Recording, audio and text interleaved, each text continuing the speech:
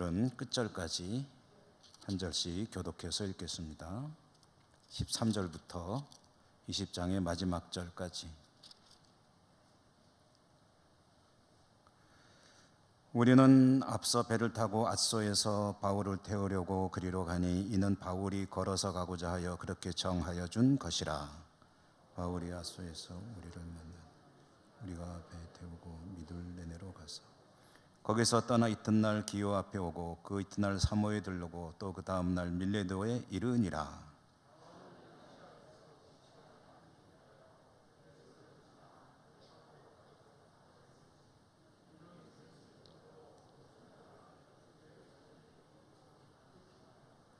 바울이 밀레도에서 사람을 에베소로 보내어 교회 장로들을 청하니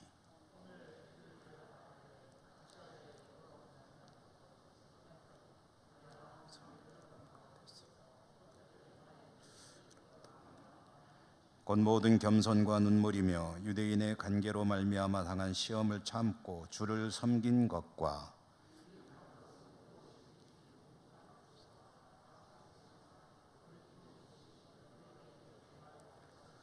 유대인과 헬라인들에게 하나님께 대한 회개와 우리 주 예수 그리스도께 대한 믿음을 증언한 것이라.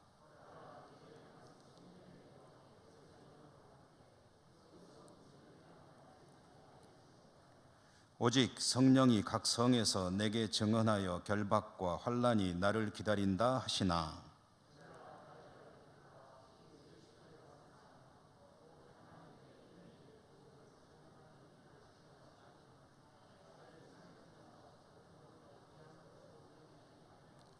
보라, 내가 여러분 중에 왕래하며 하나님의 나라를 전파하였으나 이제는 여러분이 다 내 얼굴을 다시 보지 못할 줄 아노라.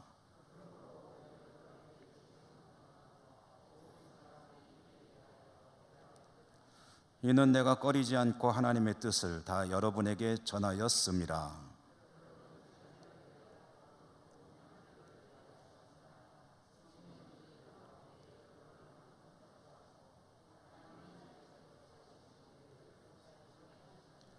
내가 떠난 후에 사나운 이리가 여러분에게 들어와서 그 양떼를 아끼지 아니하며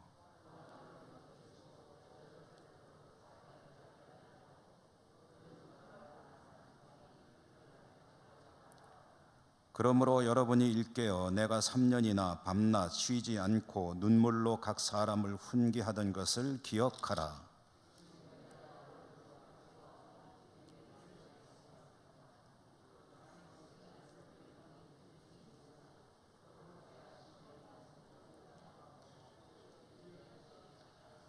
내가 아무의 은이나 금이나 의복을 탐하지 아니하였고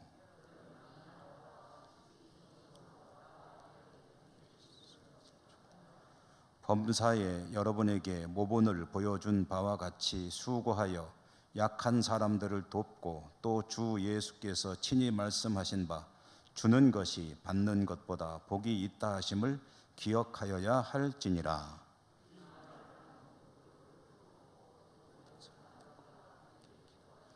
다 크게 울며 바울의 목을 안고 입을 맞추고 다시 그 얼굴을 보지 못하리라 한 말로 말미암아 더욱 근심하고 배에까지 그를 전송하니라. 아멘. 주님 은혜가 함께 하시기를 기원합니다.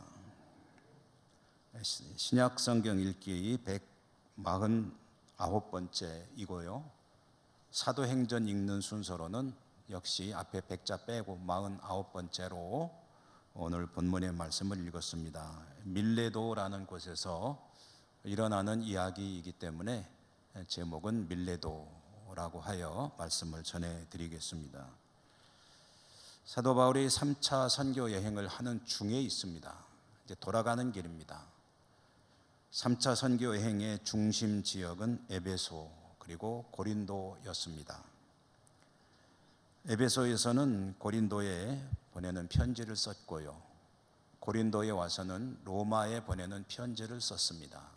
이 고린도 전후서와 또 로마서이죠. 고린도를 떠나서 이제 수리아, 예루살렘으로 돌아가는 길, 중간에 드로아에 들렸습니다. 드로아에 들러서 일주일간 머물게 되었는데 그 일주일 동안 성도들에게 하나님의 말씀을 부지런히 가르쳤습니다. 유두고라고 하는 청년이 예배 중에 3층에서 떨어져 가지고 죽는 사고도 있었는데 유두고를 살려내므로 드로아의 성도들은 큰 위로를 얻었다, 힘을 얻었다. 그리고 이제 예루살렘으로 떠날 배편이 있었기 때문에 그 배를 타고 떠나게 됩니다. 떠나는 이야기부터 우리가 보았는데요, 16절에 보면 드로아를 떠난 사도 바울이 에베소를 지나쳤다는 이야기입니다. 에베소라고 하는 지역을 사도 바울이 굉장히 중요하게 생각하고 사역을 했는데, 돌아가는 길에 에베소를 들르는 게 어쩌면 당연한 것처럼 보이는데, 여러분, 제가 나중에 저 먼데 살다가 점천에 왔다가 안동 가려면 우리 예천교회를 들를까요, 안 들를까요? 예? 오지 말라고요? 사도 바울이 에베소를 들러야 하는데 그냥 지나가는 거예요. 왜 지나갔느냐? 성경에 보니까 시간이 없어서 서둘러서 가느라고 에베소를 지나서 밀레도라고 하는 곳에 이르러서 밀레도에서 에베소의 장로들을 초청해가지고 불러가지고 만났다. 그러니까 제가 점천에 왔다가 지나쳐가지고 안동 가가지고 장로님들 잠깐 봅시다 하고 만나자고 한 거예요. 왜 그랬느냐? 목적지까지 가야 되는데 시간이 안 나는 거예요. 에베소 들르면은 며칠 시간이 지체됩니다. 그러므로 나는 밀레도로 갔다가 바로 배편 때문에 밀레도로 가서 배 타고 가야 되니까 에베소 교회 그렇다고 그냥 갈 수는 없으니까 에베소 교회 장로들이 거기 오셔가지고 나를 좀 만납시다 해가지고 밀레도에서 만난 겁니다. 에베소를 패스한 이유가 뭐냐 하고 보니까 성경에는 오순절이 되기 전에 예루살렘에 도착하려고 했다. 원래는요 6월절이 되기 전에 도착을 하고 싶었습니다. 그런데 6월절까지는 못 갔습니다. 시간을 못 댄 거죠. 6월절로부터 50일이 지나면 오순절이 됩니다. 그러니까 오순절 안에는 가야 되겠다 하고 이제 배를 타고 가는 여정이기 때문에 배가 항상 있는 게 아니거든요. 그럼 배 시간 언제 출발해서 얼마 걸리고 이런 걸 계산하니까 에베소에 들를 겨를이 없는 거예요. 밀레도에서 만났습니다. 사도 바울이 에베소의 장로들을 밀레도에서 만나는 장면, 이 장면은 성경을 깊이 생각하면서 건성으로 읽는 거 말고 깊이 생각하면서 그 속으로 들어가듯이 그 이야기 속에 들어가서 몰입해서 읽으면은 신약 성경에서 가장 슬프고도 아름다운 장면 중에 하나라고 생각됩니다. 슬프고 또 아름다운 장면이다. 사도 바울은 에베소에서 약 한 3년 정도 머물면서 사역을 했는데 에베소 교회 장로들을 초청했다라고 하는 거 보면은 그 3년 정도 사역하는 동안에 교회도 세웠을 뿐 아니라 교회를 이끌어갈 든든한 주의 종들을, 장로들을 세워 놓을 수 있었다라는 것을 이제 보여주는 거죠. 교회 대표인 장로들을 밀레도로 부른 사도 바울이 설교하는 내용이 오늘 우리가 읽은 본문의 거의 다가 그 내용입니다. 사도 바울은 밀레도로 찾아온 교회 대표들에게 그동안에 자기가 가르쳤던 내용들을 반복해서 강조하는 그런 설교를 하는데 19절에 보면 이렇게 압축을 할 수 있을 것 같습니다. 겸손과 눈물. 내가 어떻게 그동안에 에베소에서 목회를 했느냐. 겸손, 눈물, 이런 단어들이 사도 바울의 사역을 상징하는 겁니다. 시험을 참고 주를 섬겼고, 성도들에게 유익하다고 여겨지는 것은 거리낌 없이 가르쳤고, 주님에 대한 믿음을 증언했고, 내가 그동안 그대들에게 이와 같이 한 것들을 다시 한번 강조합니다. 겸손,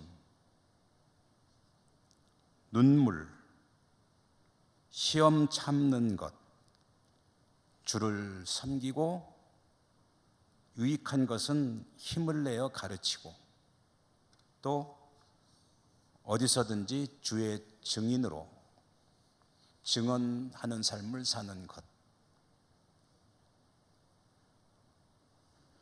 사도 바울이 보여준 모습이고요.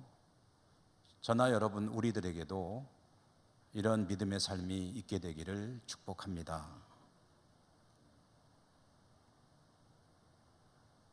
겸손,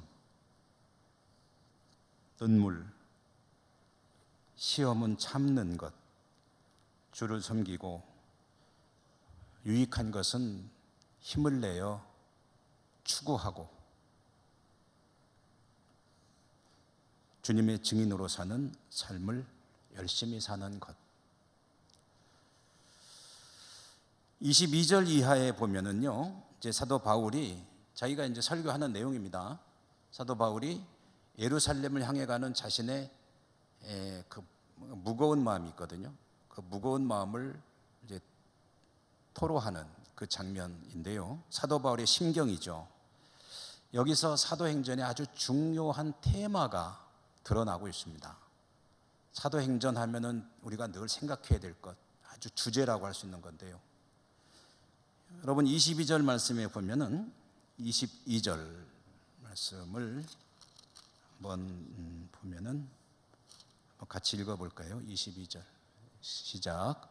보라, 이제 나는 성령에 매여 예루살렘으로 가는데 거기서 무슨 일을 당할는지 알지 못하노라. 아멘.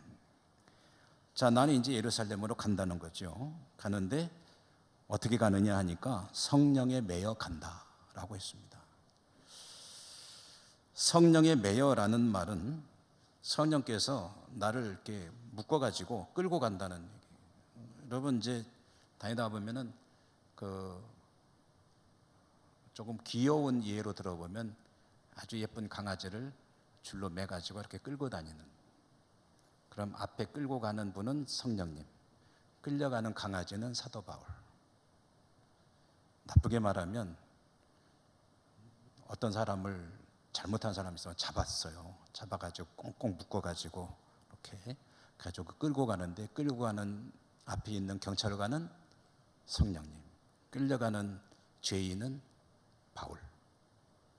이렇게 끌려간다는 뜻입니다. 이게 그러니까 나는 성령에 매여, 나는 성령에 이끌려, 성령께서 나를 결박해가지고 끌고 가심으로 나는 예루살렘으로 간다.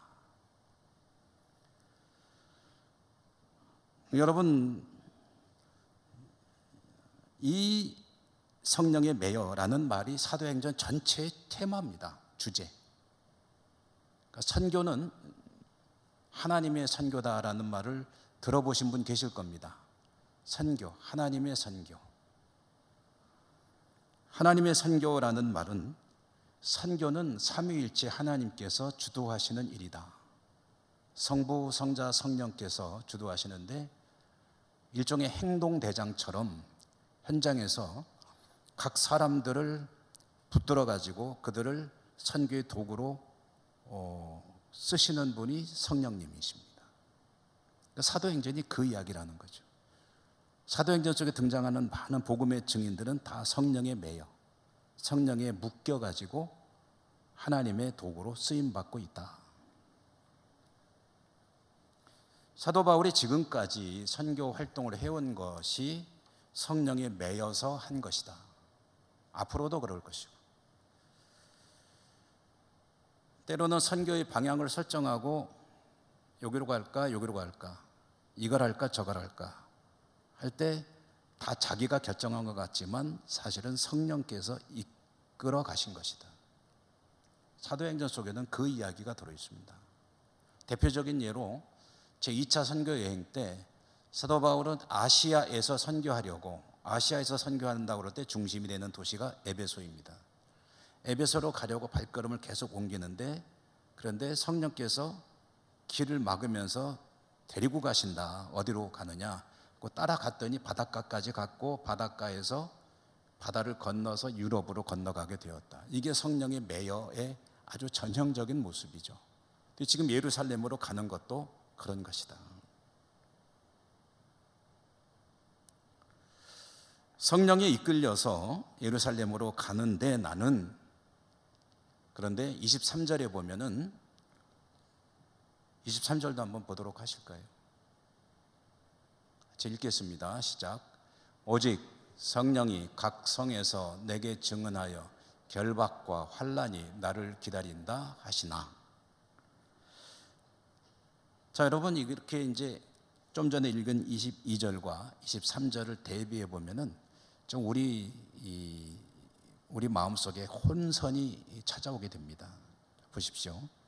성령님이 이 사도 바울을 꽉 붙잡고 예루살렘으로 가게 하신다. 그런데 그 성령께서 말씀하시기를, 나에게 계시하시기를, 각 성에서 환난이 나를 기다리고 있다. 이게 좀 사실 앞뒤가 안 맞잖아요. 나를 붙들어 가시는 성령께서 선교의 도구로 쓰고 계신데, 근데 각 성마다 환난이 나를 기다린다고 나로 하여금 미리 보게 하신다는 거죠.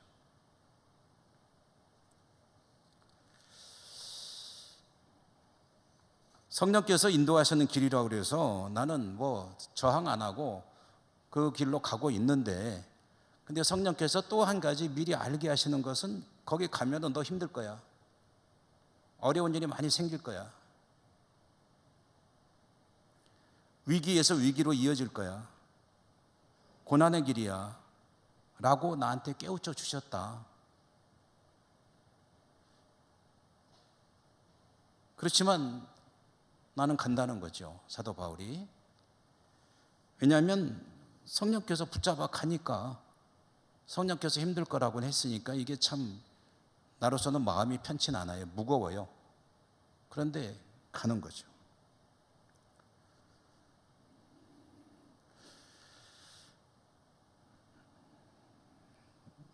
자칫하면은요, 거기 가면 힘들 거야 라는 것을 이렇게 해석할 수 있습니다. 그거는 하나님이 보여주는 길이 아니야. 왜냐하면 하나님이 보여주는 길이면 순조로워야지. 하나님께서 그리로 데려가신다고 해놓고 거기 너 힘들 거야. 그럼 이게 앞뒤가 안 맞지 않느냐. 그런 생각을 우리들이 할 수가 있습니다. 그러니까 우리들이 그 믿음으로 산다고 하면서 사실 조금 혼선을 믿고 있는 대목이 있습니다. 그게 뭐냐? 하나님께서 나를 사랑하신다. 나는 하나님을 정말 잘 믿고 있다. 그래서 하나님 나를 사랑하신다. 근데 하나님이 나를 사랑하신다는 그 증거가 뭐냐라고 하면은, 나에게 모든 것이 순조로워야 나를 사랑하신다고 생각을 하는 거예요.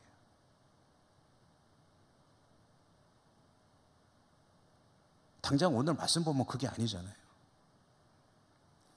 그러니까 우리는 어떤 생각을 하냐? 하나님께서 나에게 가장 편안하고 안전하고 순조롭고 순탄하고 평탄하고 형통하고 이러한 삶을 이끌어 주셔야 그게 나를 사랑하는 것이다. 하나님께서 나를 사랑하신다면 나에게는 안 좋은 일은 없어야 돼. 실패가 없어야 돼. 성공만 해야 돼. 건강에 문제가 생기면 왜 이러시지 하나님이? 아프다고도 얼른 나야지. 안 그러면은 왜 이러시지? 내가 뭐 잘못했나? 나를 사랑하지 않으시나? 사업을 하다가 어떤 벽에 부딪히면은 왜 이러시지? 이거 하나님 뜻이 아닌가? 하나님이 나를 사랑하지 않으시나? 그러니까 뭔가 좀 맥히면은 하나님이 나를 사랑하지 않으시나라는 걸로 이제 연결을 자꾸 하는 거예요. 학생들이 예를 들어 진학에 뭔가 문제가 생기면 왜 이러시지? 그동안 기도하며 준비했는데 나를 사랑하지 않으시나? 직장에서 진급을 해야 되는데 동기는 진급 잘 하고 있는데 나는 누락이 됐어요. 예수도 안 믿는데 저 친구는. 뭐든지 잘 안 되면 그것이 하나님이 나를 사랑하지 않는 것으로 증거를 삼으려고 하는 그런 사고가 우리에게 있습니다. 뒤집어 말해서 내가 원하는 게 잘 되면 그게 하나님이 나를 사랑하는 증거라고 생각을 하는데, 자, 여러분, 딴 데 갈 것 없이 오늘 말씀만 봐도 그렇잖아요. 하나님께서 성령으로 사도 바울을 꽉 붙들어 가지고 예루살렘으로 가게 하시면은 혹시 나를 좀 위협하려는 사람들이 있어도 그다 막아주셔야 되잖아요. 위험이 없어야 되잖아요.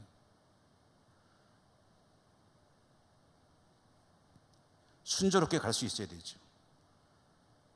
근데 그렇지 않다는 것을 또 예고를 하세요. 너 예루살렘으로 가야 돼? 해놓고 근데 좀 힘들 거야. 고생 많을 거야. 잘못하면은 죽음이 왔다 갔다 하는 순간을 만날 수도 있어. 주위의 사람들이 다 그렇게 얘기를 하는 거예요. 너 거기 가면 이렇게 결박될 거야. 옥에 갇힐 거야. 그러면 우리는 무슨 생각? 이거 하나님 뜻이 아닌가 보다. 하나님이 인도하신데 그럴 리가 없잖아. 잘 풀려야지 라고 생각을 한다는 거죠.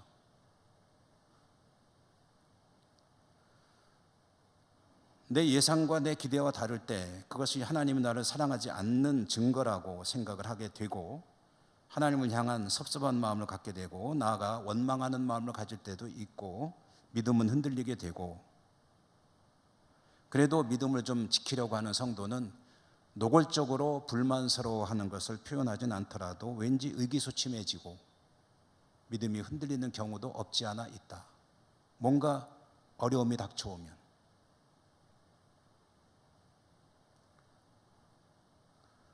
근데 여러분, 지금까지 말씀드렸지만 한번 다시 질문을 드려보죠. 하나님이 나를 사랑하신다는 증거는 내 인생의 순풍에 돛단듯이 미끄러워져 아주 순조롭게 항해하는 것이 하나님이 나를 사랑하신다는 증거일까요? 그러면 사도 바울은 엄청나게 미워하신 거겠네요. 그 평생을 떠돌아리로 살다가 수많은 시련과 환난 속에 살다가 나중에는 참수형을 당하잖아요. 그럼 엄청 하나님께서 저주하신 인생이네요.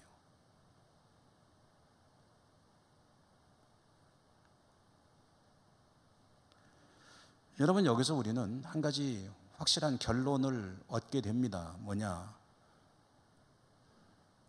하나님께서 인도하시는 그런 길, 믿음의 길을 내가 열심히 잘 따라간다 할지라도 그것이 곧 내가 살고 싶어하는 그런 평안한 삶, 넉넉하고 모자람 없고 아프지 않고 모든 것이 잘 내가 원하는 대로 풀려나고 하는 삶을, 그런 인생을 만들어주는 것이 그것이 아니라는 것. 하나님의 뜻을 따르려고 열심히 살아갈 때 그럴 수도 있지만은 아닐 수도 있어요. 그거는 본질이 아니라는 거예요. 믿음으로 사는 사람에게 주시는 하나님의 은혜는 내 인생이 순탄하고 평탄하고 문제없는 인생으로 일관되는 것이 아니라 여러 가지 어려움과 시련을 만날 수도 있다. 주기철 목사님이 순결한 믿음을 지키기 위해서 신앙을 지켰을 때 인간으로 감당하기 어려운 그런 고통을 계속 받아야 했지만, 근데 그 길을 지켰잖아요.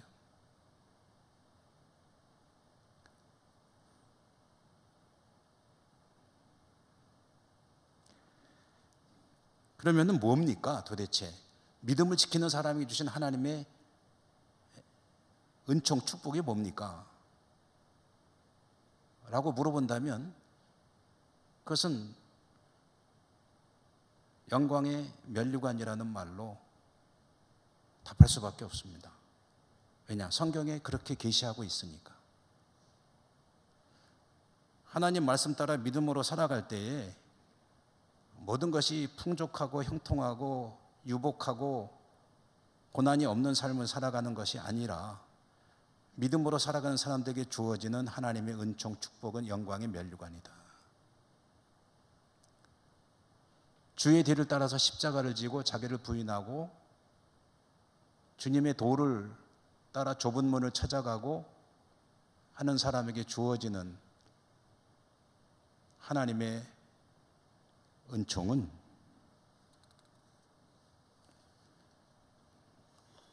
하나님께서 인정하시는 믿음의 삶이고 그리고 영광의 면류관을 받는 것이다. 그걸 사실 우리는 알고 있죠. 우리의 본능이 육신을 가지고 살기 때문에 약하고 그래서 평탄한 삶을 살길 원합니다. 저도 그러고 싶습니다. 이왕이면. 그렇지만 그보다 더 중요한 것은 하나님 앞에 성결한 믿음으로 사는 것이다. 하나님이 원하시는 믿음의 삶을 살아가는 것이다. 하나님보다 더 사랑하는 것이 없는 인생을 사는 것이다. 돈이 아무리 소중해도 하나님이 돈보다 더 중요하고 건강하게 백수의 삶을 사는 것이 참 행복한 삶이 될 수 있지만 그러나 주님을 모르는 삶은 의미가 없는 것이고 그것 때문에 주님을 외면하거나 주님께 소홀히 하는 인생을 사는 것은 인생을 낭비하는 것이고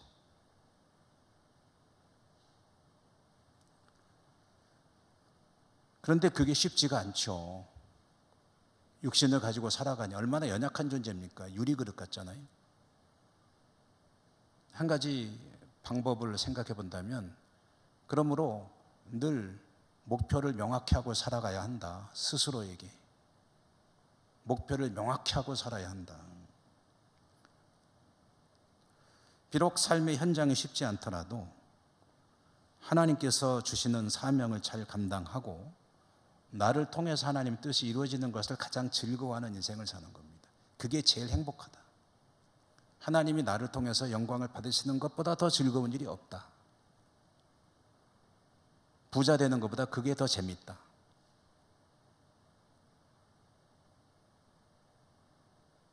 나에게 좋은 일이 많이, 내가 원하는 것들이 많이 일어나는 것보다 하나님의 뜻을 내가 하나하나 이루어가는 것이 더 훨씬 행복하다.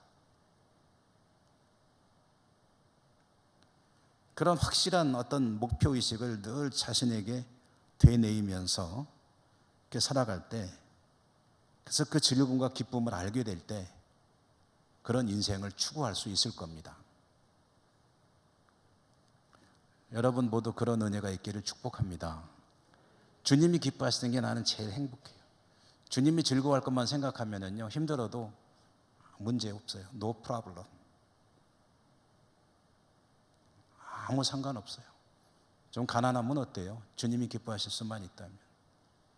좀 몸이 좀 약하면 어때요? 약한 데서 강함, 하나님의 강함이 드러난다 했으니 괜찮아요.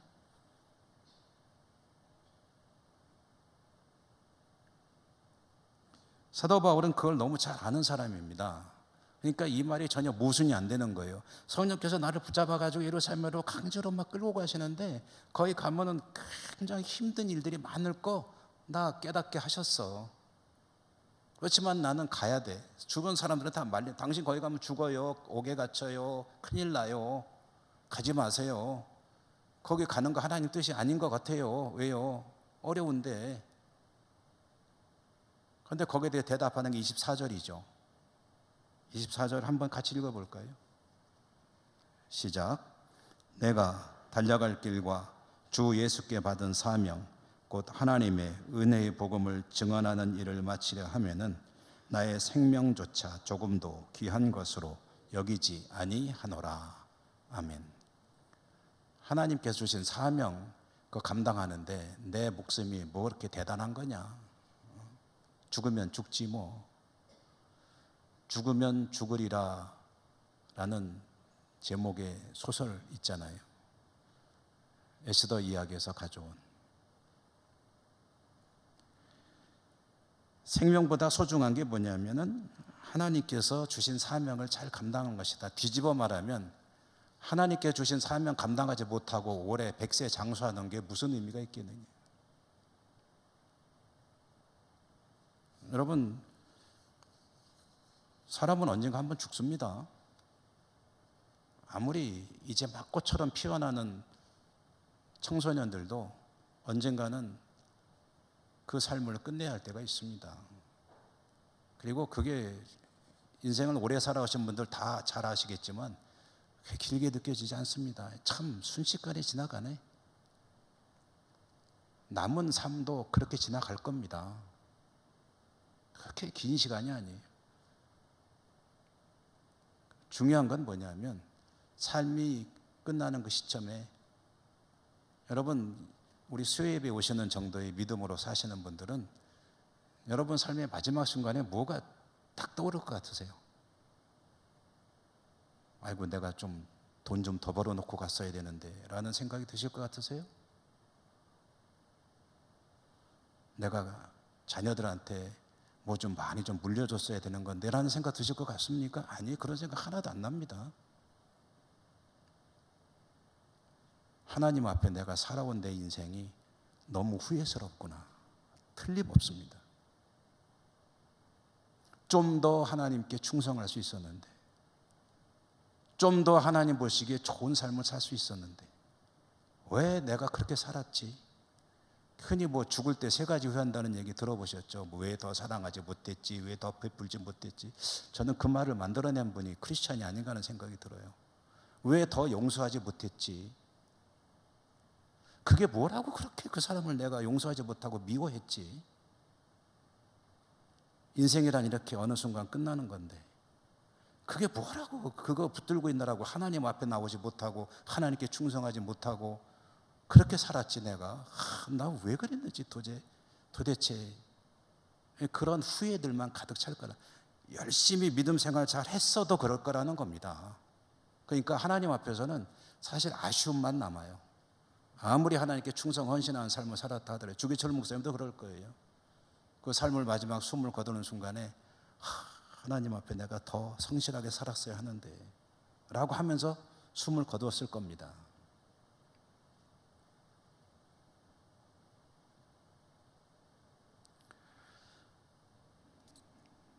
사도 바울이 예루살렘으로 이제 갑니다. 예루살렘에서 이 일을 마치면 본인의 계획으로는 로마로 가려고 합니다. 로마로 가게 되면 에베소에 다시 올 일은 없을 겁니다. 그러니까 지금 이 에베소의 장로들에게 마지막 당부를 하는 이야기를 하는데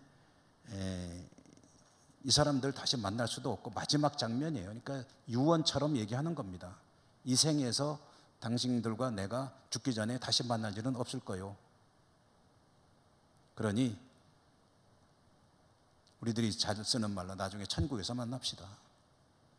주님 나라에서 만납시다.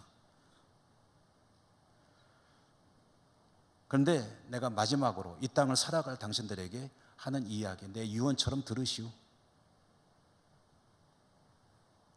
31절 한번 보실까요? 31절 읽겠습니다. 시작. 그러므로 여러분이 일깨어 내가 3년이나 밤낮 쉬지 않고 눈물로 각 사람을 훈계하던 것을 기억하라. 아멘. 32절도 한번 보도록 하죠. 32절 읽겠습니다. 시작. 지금 내가 여러분을 주와 및 그 은혜의 말씀에 부탁하노니 그 말씀이 여러분을 능히 든든히 세우사 거룩하게 하심을 입은 모든 자 가운데 기업이 있게 하시리라. 아멘. 사도 바울이 이제 떠나면서 누구에게 부탁한다고요? 내가 당신들에게 교회 부탁합니다라고 했습니까? 당신들에게 부탁하니까 교회 좀 잘 좀 섬겨주십시오, 잘 좀 책임져 주십시오라고 했습니까? 아니, 이 사람들도 하나님의 은혜 위에 있어야 될 사람들이에요. 누구에게 부탁한다고요? 내가 여러분을 주와 및 그 은혜의 말씀에 부탁한다고 했습니다. 에베소 교회 장로 여러분들, 당신들이 교회 대표들이요 지도자들인데 내가 에베소 교회를 당신들 포함한 에베소의 모든 성도들을 우리 주님께 주님께 주신 말씀에 의탁합니다. 부탁합니다.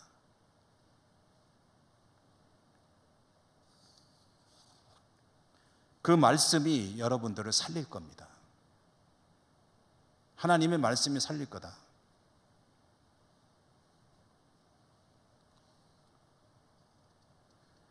그리고 이제 마지막 실천 과제처럼 주시는 말씀이 35절인데요. 35절도 한번 읽어볼까요? 시작. 범사에 여러분에게 모본을 보여준 바와 같이 수고하여 약한 사람들을 돕고 또 주 예수께서 친히 말씀하신 바 주는 것이 받는 것보다 복이 있다 하심을 기억하여야 할지니라. 아멘.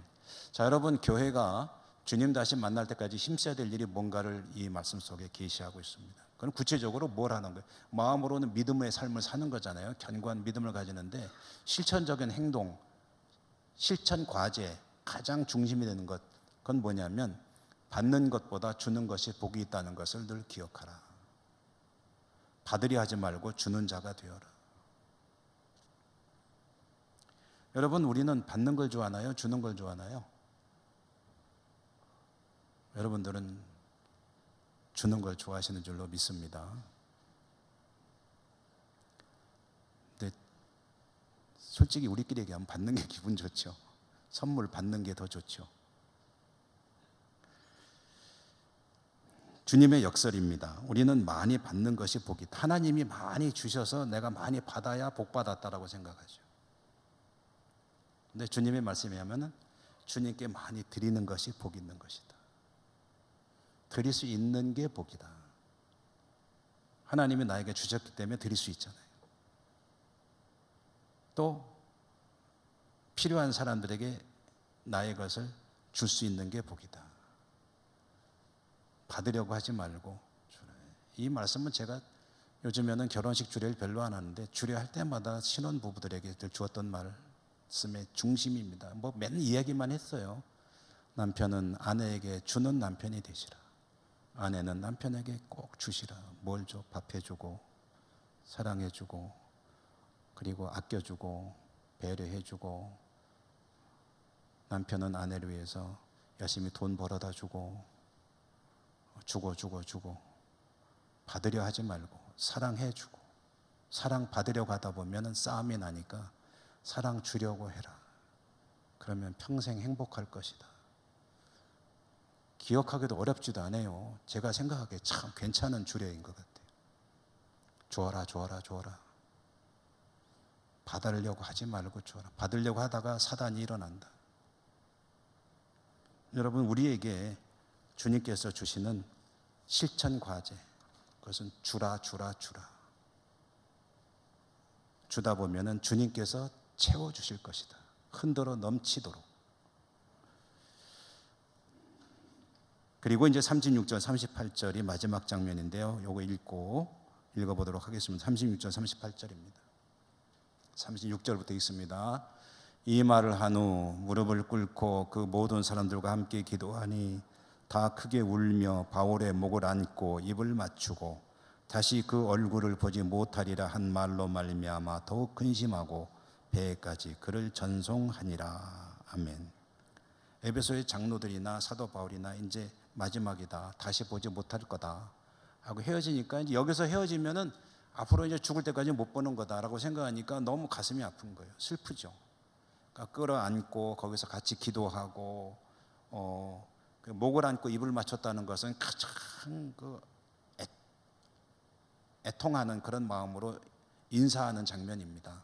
끌어안고 입을 맞추고 그러면서 이제 잘 가시오, 잘 있으시오, 주 안에서 승리합시다, 천국에서 만납시다, 그러면서 헤어지는 거예요. 그리고 기도하고,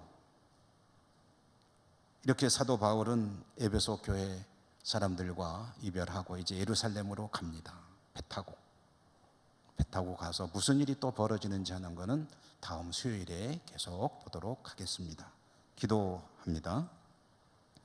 하나님, 감사합니다. 사도행전을 읽어가면서 하나님께서 어떻게 복음을 확산시켜 주시고 하나님의 사람들은 어떻게 사명을 감당하는가 말씀을 통해서 듣습니다. 저희들 많이 부족하지만 이 말씀을 읽어나갈 때 은혜 많이 받고 하나님 기뻐하시는 성도의 삶을 잘 살아갈 수 있도록 인도하시고 축복해 주옵소서. 예수님 이름으로 감사하고 기도드립니다. 아멘.